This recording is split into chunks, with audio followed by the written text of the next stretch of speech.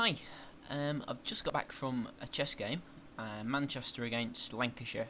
Despite living in Lancashire, I was actually playing for Manchester, which is maybe slightly treasonous, but anyway, I'm pretty happy because I actually managed to win, and I managed to win by sacking a couple of pieces, which is most unlike me, usually. And I do want to start having a look at some games, not just my games, but games from people from the clubs that I play for as well. So anyway, I thought, you know, let's start with this one. So anyway, I was black. I was playing a chap called Blaine McGrady, who's rated 154 ECF. My rating's 148 at the moment, so he's a bit higher than me. So he started E4, so I played C5. He went knight F3.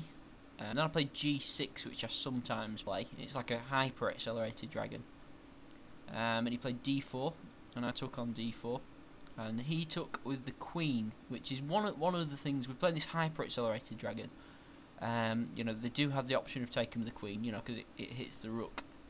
It's not a particularly worrying line. I think it's fairly easy for black to equalise in most lines that I've looked at, but you do have to be a little bit careful. So anyway, I played knight F6, and he pushed on with E5. Then the only move really is knight C6, and then he blundered actually. He actually played Queen H4. I think he was a bit bamboozled by the opening. It's not something he said he was familiar with. The main move is Queen A4, and then basically you manoeuvre your knight around via D5. Then you can either go back to C7 or B6 and hit the queen again. Or an interesting one I had recently, I think might be the best move, although it's not as often played, is Queen C4. Because then black's got pretty obliged to play D5, I think. I've had this once this year, and E takes D and Queen takes D, and black's got more pieces develops. He's ready to finish it with this bishop. But the big problem is that white has these three queenside pawns to black's two. So if all the pieces come off and it does get to an endgame, that can actually be a bit of a problem. But anyway, unfortunately for him, he played this Queen H4, which is just a downright blunder because you can just capture on E5, and obviously taking's no good for him because I just played Queen A5, and he's losing a pawn. So he didn't recapture; he just played Bishop E2. Then I played Bishop G7, Knight C3. Then I decided to take the knight. It is kind of space. It's going to put his bishop on a decent square here, but I thought I'd just about got time. I thought for a while on this, and I thought I could probably play D6 and then play Queen C7. In playing, he can't hit the queen on C7 until he castles, because obviously I'd just go checking, and he'd have to go back. So that would allow me to have enough time, I thought, to put my bishop on C6, which I thought would be good. Since I'm a pawn up, I'm quite happy to trade pieces. So I did take the knight, and he recaptured the bishop. I played D6, and he goes bishop E3, and then I played Queen C7 to carry on with this plan, like I said. Then he castles queenside. I mean, fair enough. He's a pawn down, and he's got. If he just sits there and does nothing, I mean, he's going to probably lose the ending, unless he tries to grovel or rook ending or something. But I think it's a fairly good strategy. He's going for. Trying to make the game uneven, unbalanced. Maybe attack me on the king side or something. So I just carried on. I played bishop d7, and he played rook h2 e1. Because obviously I was holding off castling. I didn't feel I was sort of going to do it. I was leaving it as late as I could. Perhaps I should have done it a little bit earlier, but I think I was fine. So I played bishop c6, and then I didn't actually see this move. I thought this was quite a good move. Maybe not. The computer might not think it's his best move, but again, he needs to do something to unbalance the position. Otherwise, he is just a pawn down. So he actually plays Queen C4, which is a bit annoying because my queen's sort of hanging on C7, so this bishop's kind of pinned. And now I suppose I could play something like Queen D7 and try and just not hang on to this H pawn. But I thought I'm just going to castle. Because if he wants to grab this pawn, he's opening a file in front of his king, and suddenly, all my pieces, especially if this rook comes to the c file, all my pieces seem to be sort of aiming at his kingside, which it felt quite good anyway. And then he goes bishop takes a7, which surprised me. I was actually expecting knight in here, to which I was still going to go queen a5, I think.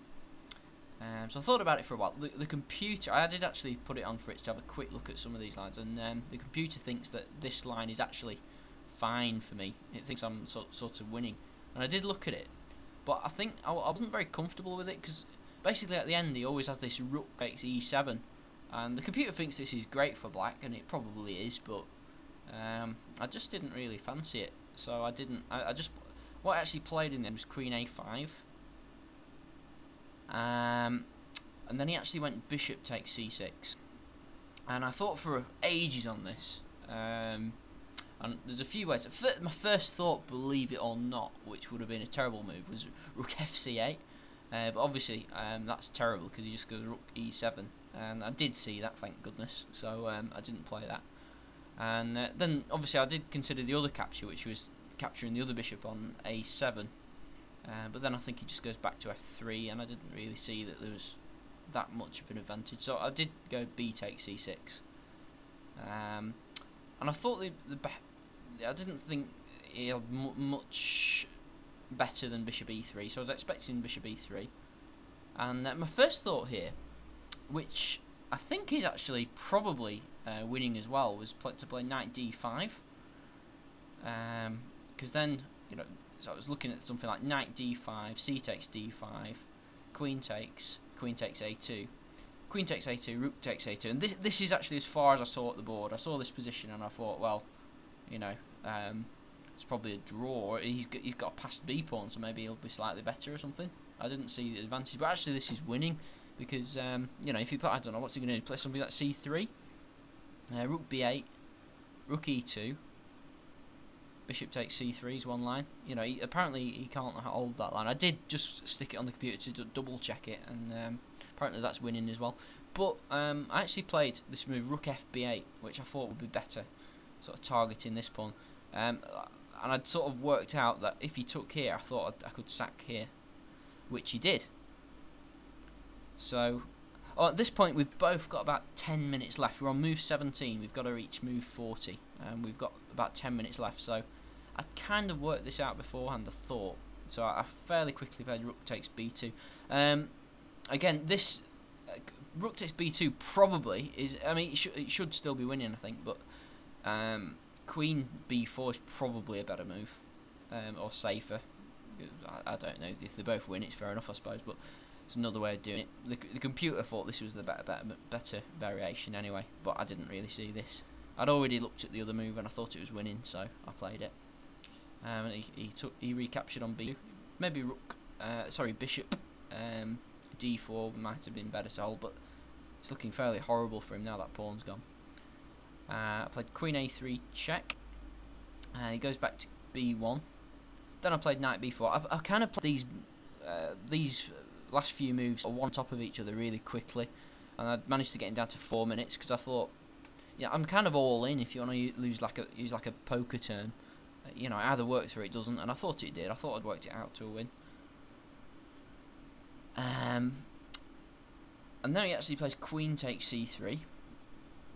Oh, by the way, knight takes c6. A better line as well was rook b8 check, knight b5, bishop takes d4, rook takes d4, rook takes b5, queen takes b5, knight c3 check, king a1, queen a2 mate. But I didn't see any of that.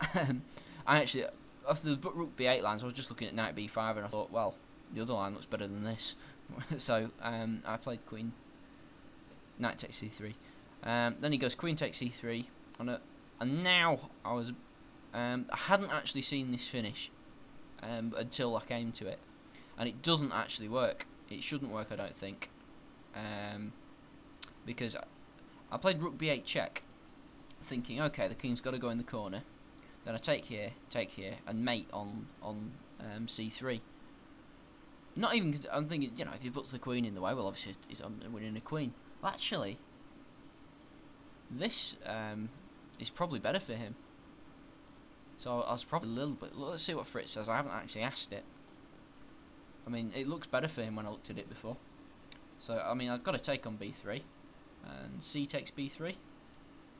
and got these 2 rooks against my queen, and I think the rooks are better, really. I might be losing this, so perhaps I was a little bit lucky. But as I said, you know, he's on move 21, and he's got to get up to move 40 in like 3.5 minutes now. So it was a bit tough for him, but perhaps I was a bit lucky there. But as it was, he did go king a1. So queen takes c3, bishop takes c3, bishop c3 checkmate, which I was quite happy with, especially with a big crowd of people watching. It looks quite good. So anyway, thanks very much, and hope you enjoyed it, and hope to do some more of these videos if people like them. Cheers.